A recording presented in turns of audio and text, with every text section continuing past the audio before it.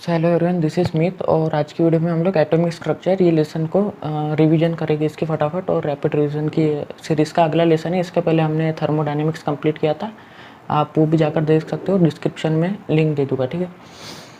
तो atomic structure देखो, इसमें सबसे पहले हमें एक एनर्जी और फ्रीक्वेंसी ऑफ लाइट का फॉर्मूला है, ठीक है। Energy is equal to H times mu, और ये जो एच है ये प्लैंक्स कॉन्स्टेंट है, ठीक है। इसकी वैल्यू डिफाइन होती है, ठीक है। और जो म्यू होता है वो सी बाय लैम्बडा होता है, जहाँ पे जो सी है वो स्पीड ऑफ लाइट होती है और जो लैम्बडा होता है वो वेवलेंथ ऑफ लाइट, ठीक है। ये बहुत इंपॉर्टेंट इक्वेशन आ जाता है। ये फोटो इलेक्ट्रिक इफेक्ट में भी आप देखोगे, जो फिजिक्स में फोटो इलेक्ट्रिक इफेक्ट करके एक टॉपिक आता है, उसमें जो एच म्यू है वो amount of energy given to the metal surface, या फिर जो फोटो इलेक्ट्रॉन को हम एनर्जी देते हैं टोटल, वो एच म्यू से डिनोट करते हैं। और एच म्यू नॉट ये वर्क फंक्शन होता है, जिस मतलब जो अमाउंट ऑफ एनर्जी वो फोटो इलेक्ट्रॉन्स को मेटल के सरफेस से बाहर निकलने के लिए लगी थे, वो ये इससे डिनोट होती है, ठीक है। अब उसके बाद में देखो, इतनी टोटल अमाउंट ऑफ एनर्जी थी, ठीक है। अब इसमें से वर्क फंक्शन माइनस हो जाता है, ठीक है, तो वो बाहर निकल गया। अब उसके बाद में क्या करते हैं, जितनी भी जो बची कुछ एनर्जी होती है उससे वो काइनेटिक एनर्जी गेन कर लेते हैं, ठीक है। तो काइनेटिक एनर्जी किससे डिनोट करते हैं हम लोग, हाफ एम वी स्क्वायर से, ठीक है। तो ये एनर्जी है वो दो इसमें लग जाती है, एक तो वर्क फंक्शन में और एक गेन ऑफ काइनेटिक है, बोर्स पोस्टुलेट, ठीक है। ये भी बहुत इंपॉर्टेंट है, ठीक है। 4 पोस्टुलेट है मेन। तो पहला देखते हैं, electron revolves in orbit of certain energy level that is constant, ठीक है। तो इसमें ये बताता है कि जो एनर्जी ऑफ अपनी ऑर्बिटल्स होते हैं, ठीक है, जो शेल जिसमें रिवॉल्व करता है अपना इलेक्ट्रॉन न्यूक्लियस के अराउंड, तो उनकी जो एनर्जी होती है वो अमाउंट ऑफ एनर्जी फिक्स्ड होती है, ठीक है। समझो जो फर्स्ट पे कर रहा है तो उसकी फिक्स्ड होगी, और जो सेकंड पे कर रहा है समझो रिवॉल्व, तो उसके लिए भी फिक्स्ड होगी, ठीक है। तो यही बता रहा है ये कि उसकी कांस्टेंट एनर्जी होती है किसकी, वो ऑर्बिट्स की, ठीक है। Electron absorb energy loses to jump from higher to lower. हाँ, तो ये सेकंड में बता रहा है कि जो इलेक्ट्रॉन होता है वो दो काम कर सकता है, या तो एनर्जी एब्जॉर्ब कर सकता है या तो रिलीज कर सकता है, ठीक है। तो वो ये दोनों करने के बाद में वो फिर और दो काम करता है। देखो, अगर वो एनर्जी एब्जॉर्ब कर रहा है, यानी कि अपनी एनर्जी में वो और एनर्जी ऐड कर रहा है, ठीक है। तो ऐड करने के बाद में वो अपने जो एनर्जी लेवल है, मतलब जो लेवल के शेल में वो रिवॉल्व कर रहा है, तो वो उससे जंप कर लेगा, ठीक है। यानी कि हायर लेवल के एनर्जी वाले ऑर्बिट या फिर शेल में चले जाएगा। और अगर वो हायर में है और उसने रिलीज़ कर दिया, ठीक है, समझो थर्ड नंबर के शेल में एक इलेक्ट्रॉन रिवॉल्व कर रहा है और वो उसमें से कुछ अमाउंट ऑफ एनर्जी रिलीज़ कर दे रहा है, ठीक है। तो रिलीज़ करने के बाद में वो लोअर एनर्जी लेवल में आ जाएगा, ठीक है, ये बता रहा है। एनर्जी एब्जॉर्ब और emitted is given by delta is equal to H C by lambda, ठीक है। तो एनर्जी जो एब्जॉर्ब या फिर इमिट होती है वो हम इससे निकाल सकते हैं, एच सी बाय लैम्बडा, ठीक है। ये कुछ नहीं है, यही है। यहाँ पे म्यू को उन्होंने सी बाय लैम्बडा से डिनोट कर दिया, ठीक है। अब जो फोर्थ है, angular momentum of electron present in any orbit must be integral multiple of H by 2 pi, ठीक है। ये एक इंपॉर्टेंट होता है, ठीक है, ये एक इंपॉर्टेंट पॉइंट है। ये बता रहा है कि जो इलेक्ट्रॉन रहेगा, ठीक है, अब इलेक्ट्रॉन जब रिवॉल्व कर रहा है तो उसके पास में कुछ वेलोसिटी है, मास है और रेडियस है उसका कुछ, तो भी जो शेल का रेडियस है, ठीक है।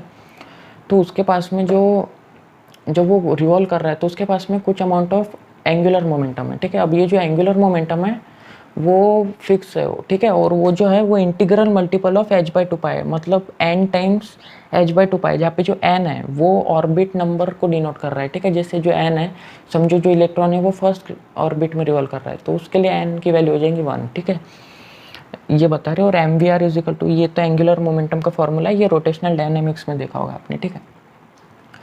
अब उसके बाद में हम आ जाते हैं बोर्स पैरामीटर्स पे, ठीक है। इसने कुछ तीन ये मेन पैरामीटर्स हैं, तो ये हम एक एक करके देखते हैं। सबसे पहला है रेडियस ऑफ ऑर्बिट, ठीक है। रेडियस ऑफ, और ये बहुत इंपॉर्टेंट फॉर्मूला है, इससे डायरेक्ट क्वेश्चन आते हैं जेईई मेंस और नीट में, मोस्ट इंपॉर्टेंट है, समझ लो, ठीक है। यहाँ से अच्छे से ध्यान दो। Radius of orbit is given by 0.529 N square by Z, ठीक है, एमस्ट्रॉन्ग में है ये, ठीक है। जो एन है वो होता है शेल नंबर या फिर ऑर्बिट नंबर, जो ऑर्बिट में वो रिवॉल्व कर रहा है इलेक्ट्रॉन, ठीक है। और जो जेड होता है वो एटॉमिक नंबर। अब 1 angstrom is equal to 10 to the power -10 metres. ये भी बहुत इंपॉर्टेंट कन्वर्जन है, क्योंकि कभी कभी मीटर्स में पूछ लेता है आंसर वगैरह क्वेश्चन में, तो उसे आप यहाँ से कन्वर्ट कर सकते हो, ठीक है। अब उसके बाद में सेकंड पे आ जाता है एनर्जी ऑफ ऑर्बिट, ठीक है। तो energy of orbit is given by -13.6 Z square upon N square, ठीक है।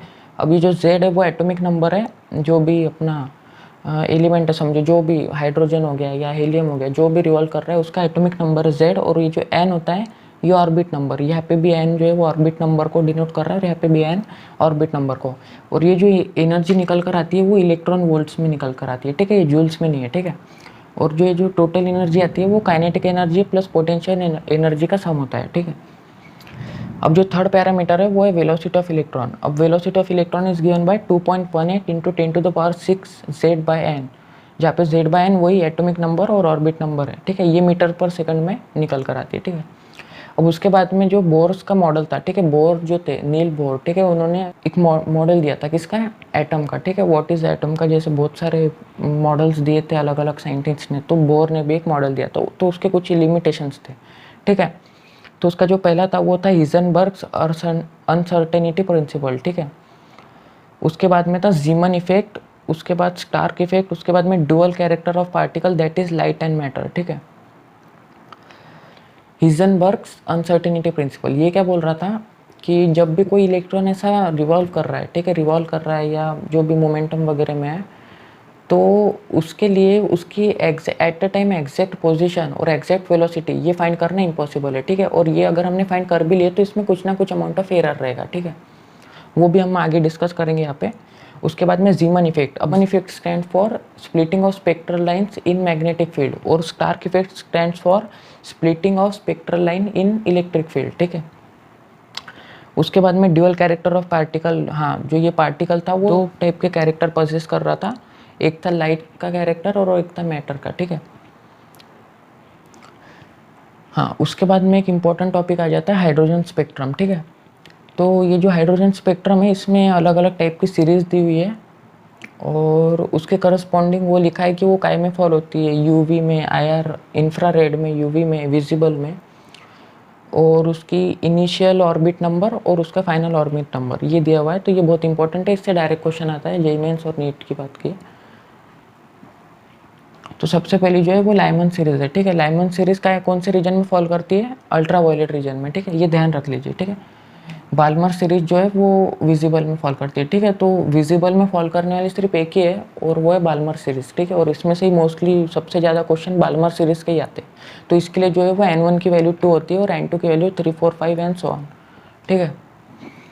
और लाइमन भी एक सिर्फ इन 6 में से सिर्फ एक ही अल्ट्रा वायलेट है और एक ही विजिबल है, बाकी सब इंफ्रारेड है, ठीक है। तो आप सिर्फ ये दो याद रख लीजिए, कौन से, एक अल्ट्रा वायलेट और एक विजिबल, ठीक है। उसके बाद के तो सब इंफ्रारेड है, ठीक है।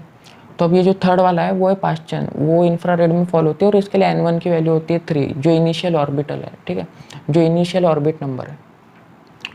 उसके बाद में Brackett series initial orbit number 4, पीफंड series initial orbit number 5 और हम्फ्री सीरीज जिसके लिए इनिशियल ऑर्बिट नंबर 6 है, ठीक है।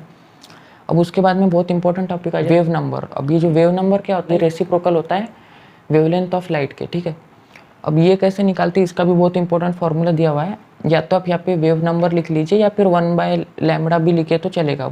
ये कैसे दिया जाता है, RH(Z² multiplied by 1/n1² minus 1/n2², ठीक है। अब यहाँ पे जो RH है ये है रिडबर्ग्स कांस्टेंट, ठीक है। ये जो रिडबर्ग्स कांस्टेंट है इसकी एक फिक्स वैल्यू होती है, ठीक है। ये मैं मेंशन कर दूंगा वीडियो में, रिडबर्ग्स कांस्टेंट की एक फिक्स वैल्यू होती है, ठीक है। और जो Z² है ये एटॉमिक नंबर हो जाएगा, ठीक है। और n1² ये होता है इनिशियल ऑर्बिट नंबर और जो n2 है वो है फाइनल ऑर्बिट नंबर। समझो एक इलेक्ट्रॉन ने थर्ड ऑर्बिट नंबर से 6th ऑर्बिट नंबर में जंप लिया, ठीक है। तो उसके लिए जो n1 हो जाएगा वो हो जाएगा 3 और n2 हो जाएगा 6, ठीक है। अब ये बहुत इंपॉर्टेंट फॉर्मूले आ गए, ये इससे डायरेक्ट क्वेश्चन आते हैं जेईई मेंस और नीट में। तो ये देख लीजिए बस, ड्यूअल नेचर ऑफ मैटर से रिलेटेड।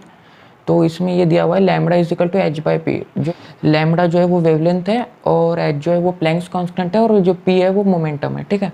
तो p को हम mv से भी रिप्लेस कर सकते हैं, तो वो h/mv आ गया। और mv is also equal to √2m/ke, ये हमने वर्क पावर एनर्जी में देखा था फॉर्मूला, ठीक है। जो मोमेंटम होता है वो √2m टाइम्स काइनेटिक एनर्जी के बराबर होता है, ठीक है। और काइनेटिक एनर्जी की जगह हम चार्ज इंटू एनर्जी भी लिख सकते हैं, तो वो Q इंटू ई भी हो जाएगा, ठीक है। अब उसके बाद में जो लास्ट टॉपिक हमारा आता है वो होता है हिजनबर्ग अनसर्टेनिटी प्रिंसिपल। ये मैंने आपको पहले बता दिया था कि इन्होंने बताए थे कि कोई भी चीज़ अगर समझो मोशन वगैरह में है या फिर रिवॉल्व कर रही है, ठीक है, तो उसके लिए उसकी एग्जैक्ट पोजीशन और एग्जैक्ट वेलोसिटी फाइंड करना इंपॉसिबल है, ठीक है। उसमें कुछ ना कुछ एरर आएगा। तो ये यहाँ पे यही दिया हुआ है कि जो डेल्टा एक्स जो कि एरर इन इट्स पोजिशन और delta P error in its momentum, ये जो है ये दोनों का मल्टीपल हमेशा ग्रेटर देन एच बाय 4 पाई आएगा, ठीक है। जो पी है वो होता है मास इंटू वेलोसिटी, तो अब हम डेल्टा पी को मास इंटू वेलोसिटी से रिप्लेस कर दिए और मास को हमने यहाँ पे भेज दिया, क्योंकि मास तो कांस्टेंट रहेगा, मास चेंज नहीं होता है, ठीक है। तो वो आ जाएगा एच बाय 4 पाई एम, ठीक है। अब इसमें हमारा नोड्स वाला पार्ट और क्वांटम नंबर्स वाला पार्ट बच गया है, तो वो हम इसे पार्ट 2 में कवर कर लेंगे, ठीक है। Thank you. अगर कोई भी ऐसा डाउट वगैरह तो आप कमेंट सेक्शन में पूछ सकते हो, और कुछ भी ऐसे इंप्रूवमेंट्स या सजेशन देने हैं तो वो भी आप कमेंट्स में बता सकते हैं, ठीक है। Thank you.